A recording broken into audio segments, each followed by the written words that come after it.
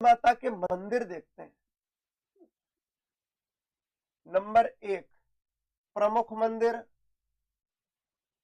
हर्ष पर्वत,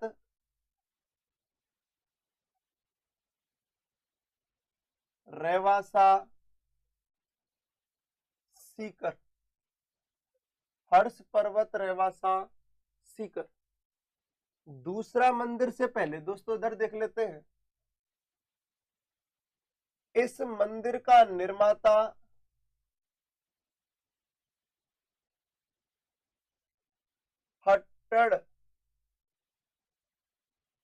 हट्टड़ मोहिल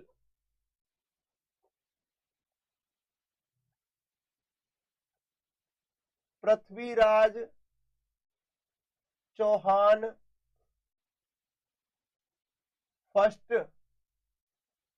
पृथ्वीराज चौहान, मैं ऐसे लिख देता हूं, पृथ्वीराज चौहान फर्स्ट का सामंत। पृथ्वीराज चौहान फर्स्ट का सामंत। तो मार्कर चेंज करते हैं दोस्तों। पृथ्वीराज चौहान फर्स्ट का सामंत था कौन? हट्टड़ मोहिल, जिन्होंने हर्ष पर्वत, रेवासा, सीकर में जीर्ण माता के मंदिर का क्या करवाया? निर्माण करवाया। सेकंड मंदिर की बात करें दोस्तों, वो मोराठ नागौर में स्थित है। मोराठ नागौर में स्थित है। आगे अपन ने बात की दोस्तों, एक मार्कर और चेंज कर लेते हैं थोड़ा सा। इधर देखिए, मोराठ नागौर में स्थित है।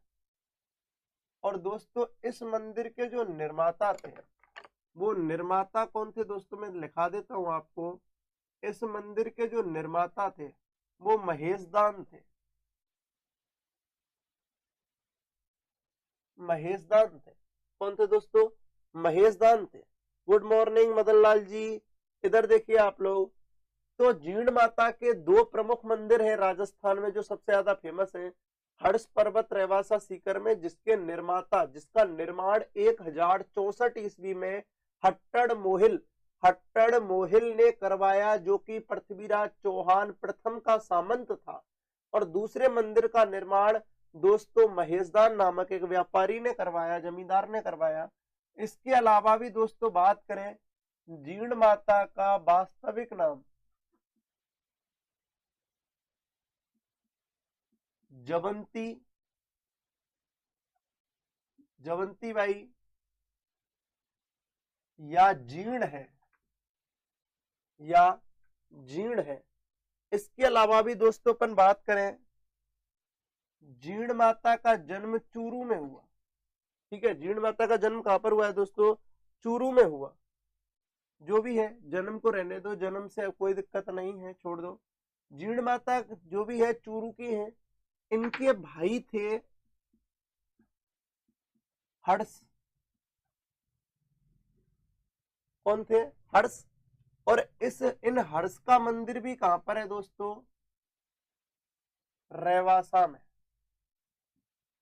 रेवासा सीकर में। कहां पर है दोस्तों? रेवासा सीकर में। आगे अपन बात करें दोस्तों जीर्ण माता की। जीर्ण माता के मंदिर पर चांदी का छत्र चढ़ाया। छत्र चढ़ाया औरंगजेब ने। किसने चढ़ाया दोस्तों? औरंगजेब ने।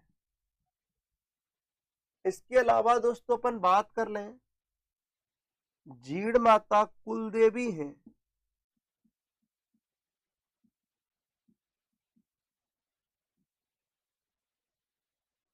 सीकर के चौहानों की,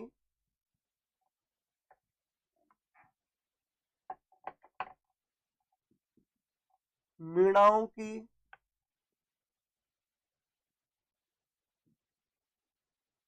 इसके अलावा दोस्तों अपन बात कर लें और की, जीर्ण माता के उपनाम देख लें। जीर्ण माता का उपनाम क्या है? मधुमक्खी वाली देवी। मधुमक्खी वाली देवी।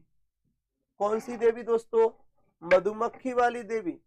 आगे अपन बात करें दोस्तों नेक्स्ट पॉइंट की बात कर लेते हैं। उपनाम क्या है? मधुमक्खी वाली देवी। जो जीण माता है, इनका भजन सबसे लंबा है। इनका भजन सबसे लंबा है, 52 मिनट का बताते हैं दोस्तों। इनके बाद रामदेव जी का आता है, और रामदेव जी का जो भी है, रामदेव जी का जो भजन है वो 48 मिनट का है। ढंग से देखना दोस्तों। आगे अपन बात कर लेते हैं। बिल्कुल दा मोहित, धन्यवाद सर। इधर सुन लीजिए सारे के सारे दोस्तों। ये जो जीण माता है, पहली बात इनके मंदिर याद रखना आप लोग। बाकी कुछ याद रखो चाहे नहीं रखो, कोई दिक्कत नहीं है, लेकिन मंदिर याद रखना कि इनके मंदिर कहाँ कहाँ स्थित है। तो जीण माता का मंदिर दो प्रमुख जगहों पर स्थित है। एक तो हर्ष पर्वत रेवासा सीकर में, जिसके निर्माता थे हट्टड़ मोहिल। हट्टड़ मोहिल की अपन बात करें, पृथ्वीराज चौहान फर्स्ट का सामंत रहा है। दूसरा मोराठ नागौर में, जिसके निर्माता गुड मॉर्निंग राव सत्यपाल सिंह जी, जिसके निर्माता महेशदान रहे हैं। वास्तविक नाम जवंती बाई या जीण था। इनके जो भाई हैं वो हर्ष थे, और इनका मंदिर भी दोस्तों रेवासा सीकर में स्थित है। मंदिर पर चांदी का छत्र चढ़ाया औरंगजेब ने। कुलदेवी है ये सीकर के चौहानों की और मीणाओं की। इनको मधुमक्खी वाली देवी के नाम से जाना जाता है। और दोस्तों अपन बात कर ले, इनका वजन सबसे लंबा है 52 मिनट का। अब एक बात समझना आप लोग, ढंग से समझना और सुनना। हुआ क्या था दोस्तों, कहते हैं कि आपको पता है कि औरंगजेब ने, जिसका शासनकाल 1658 से 1707 तक रहा, औरंगजेब ने एक नीति अपनाई, या औरंगजेब का उद्देश्य था दारुल हर्ब को दारुल इस्लाम में परिवर्तित करना। यानी कि उसने ऐसी नीति अपनाई कि दोस्तों मूर्तियां तोड़ना स्टार्ट कर दिया। मूर्तियां तोड़ते तोड़ते औरंगजेब और औरंगजेब की सेना गलती से राजस्थान के सीकर जिले में भी आई। और जैसे ही जीण माता की मूर्ति के पास पहुंचते, तो ऐसा कहते हैं कि अचानक से खतरनाक, दोस्तों अचानक से खतरनाक मधुमक्खियां आई, और मधुमक्खियों ने उनको काटना स्टार्ट किया। इतनी जहरीली, इतने खतरनाक तरीके से दोस्तों, इतने जबरदस्त तरीके से आई ये विचल कुमारी जी, आपको बता दिया जाएगा करंट की क्लास के लिए। तो दोस्तों मधुमक्खियां इतने जबरदस्त तरीके से आई कि उन्होंने भयभीत कर दिया सेना को, बुरी तरीके से स्थिति खराब कर दी। तो तब जाकर औरंगजेब के लिए कहते हैं कि उन्होंने कहा, देवी अपना आप प्रकोप शांत कर लीजिए, मैं वापस यहाँ नहीं आऊंगा, और मैं प्रॉमिस कर रहा हूँ कि मैं अपना अपनी तरफ से भेंट के रूप में एक चांदी का छत्र भी चढ़ा कर जाऊंगा। कहते हैं देवी का प्रकोप शांत हुआ, तब से तो इनको मधुमक्खी वाली देवी कहते हैं। और चांदी का छत्र कौन चढ़ा के गए? औरंगजेब। यानी औरंगजेब को भयभीत कर दिया किसने? जीण माता ने। इसके अलावा भी दोस्तों अपन और बात कर ले यहाँ पर। दोस्तों ऐसा कहते हैं कि चूरू निवासी थे जीण और हर्ष, दोनों बहन भाई थे। हर्ष की शादी हो जाती है तो भाभी से किसी बात पर बहस हो जाती है। बहुत सारी बातें, बहुत सारी कहानियां इनके लिए। तो किसी बात पर बहस हो जाती है, और बहस हो जाती है तो घर छोड़कर चल देती है कौन? जीण। जीण को खूब समझाया हर्ष ने, लेकिन जीण नहीं मानी। जब जीण नहीं मानी तो हर्ष ने भी सब कुछ छोड़ छाड़ के चालू कर दिया जाना। कहां पर चला गया? पीछे पीछे बहन के। दोस्तों कहते हैं हर्ष पर्वत पर इन्होंने क्या तपस्या प्रारंभ कर दी। वहीं पर कहते हैं थोड़ा ऊपर कि जीण माता नीचे आकर एक मूर्ति में समा जाती है, और हर्ष जी ऊपर रह जाते हैं। तो हर्ष का मंदिर तो ऊपर बना हुआ है, जीण का मंदिर नीचे बना हुआ है। तो दोस्तों आप लोग ऐसा कीजिए, स्क्रीनशॉट ले लीजिए, फिर अपन आगे बात करते हैं। एक बार स्क्रीनशॉट ले लीजिए।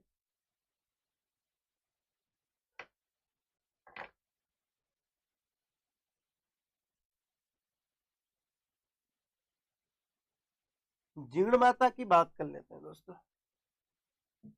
ये लो जीण माता। जीण माता का जो मेला है, इनका मेला भी दोस्तों कब लगता है? नवरात्रों में। कब लगता है दोस्तों? नवरात्रों में। और मैं बता चुका हूँ, जय श्री कृष्णा पंकज रावल जी, मैं आपको बता ही चुका हूं नवरात्रा वर्ष में 2 बार आते हैं, एक तो चैत्र शुक्ल एकम से नवमी और दूसरा आश्विन शुक्ल एकम से नवमी। चैत्र शुक्ल एकम से नवमी और आश्विन शुक्ल एकम से नवमी। सद्दाम हुसैन गुड मॉर्निंग भाई। इसके अलावा दोस्तों याद रखना इनके गीत कनफटे जोगी, केसरिया वस्त्र पहनकर, केसरिया वस्त्र पहनकर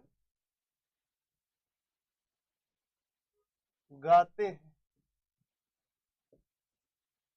इनके गीत या इनके भजन कनफटे जोगी केसरिया वस्त्र पहनकर गाते हैं। किनके दोस्तों? जीण माता के जो भी है गीत जो गाए जाते हैं वो कनफटे जोगी केसरिया वस्त्र पहनकर गाते हैं। इसके अलावा भी दोस्तों अपन बात करें विशेषता, ढाई प्याला शराब चढ़ाया जाता है। ढाई प्याला शराब चढ़ाया जाता है। क्या चढ़ाया जाता है दोस्तों? ढाई प्याला शराब चढ़ाया जाता है। फिर अपन और बात कर लें, मेला नवरात्रों में चैत्र शुक्ल एकम से नवमी, आश्विन शुक्ल एकम से नवमी तक दोस्तों गीत कनफटे जोगी केसरिया वस्त्र पहनकर गाते हैं। इनकी विशेषता है ढाई प्याला शराब चढ़ाया जाता है।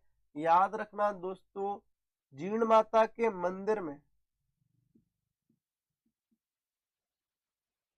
मंदिर के दीपक के लिए, मंदिर के दीपक के लिए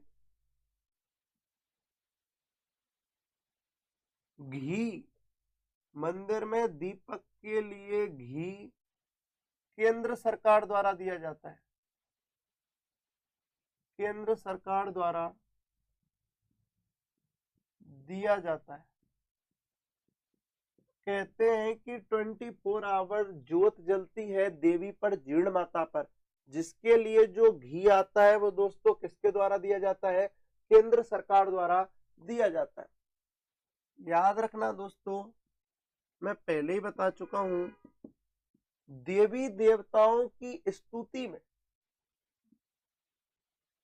देवी देवताओं की स्तुति में, स्तुति मतलब आराधना पूजा, स्तुति में गाए जाने वाले भजन या गीत, कुछ भी कह लो, गीत क्या कहलाते हैं दोस्तों? चिरजा। क्या कहलाते हैं दोस्तों? चिरजा कहलाते हैं। याद रखना देवी देवताओं की स्तुति में या देवी देवताओं की पूजा में या देवी देवताओं की भक्ति में गाए जाने वाले भजन या गीत क्या कहलाते हैं? चिड़जा। क्या कहलाते हैं दोस्तों? चिड़जा। मैंने आपको एक बात पहले अभी और भी कराई थी, आपको याद होगा, मैं बता देता हूं। देवी देवताओं की मालाएं, की माला, पत्री या लॉकेट,